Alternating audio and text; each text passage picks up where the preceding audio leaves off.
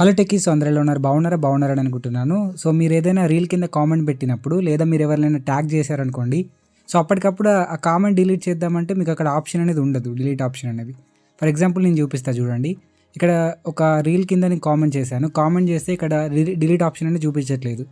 చూసారా? సో, ఈ విధంగా ఎవరైనా ట్యాగ్ చేసినప్పుడు కూడా మీరు ఇమ్మీడియేట్‌గా కామెంట్ అనేది డిలీట్ చేయాలంటే సో, ఏ విధంగా డిలీట్ చేయాలో చెప్తాను. మీరు ట్యాగ్ చేసిన కామెంట్ డిలీట్ చేయొచ్చు, నార్మల్ కామెంట్ డిలీట్ చేయొచ్చు. మీ ప్రొఫైల్ మీద ఫస్ట్ క్లిక్ చేసుకోండి.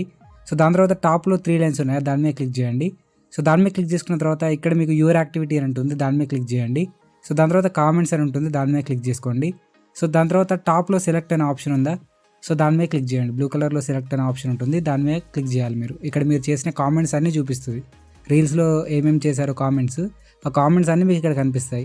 సో, సెలెక్ట్ మీద క్లిక్ చేసిన తర్వాత మీ కామెంట్ మీద ట్యాప్ చేయండి. ట్యాప్ చేస్తే ఈ విధంగా బ్లూ టిక్ పడుతుంది, సెలెక్ట్ అయిపోతుంది అనమాట. సో, దాని తర్వాత కింద మీకు డిలీట్ అనే ఆప్షన్ ఉంటుంది. సో, డిలీట్ మీద క్లిక్ చేయండి. సో, డిలీట్ మీద క్లిక్ చేసి మళ్ళీ డిలీట్ అనే ఆప్షన్ మీద క్లిక్ చేయండి.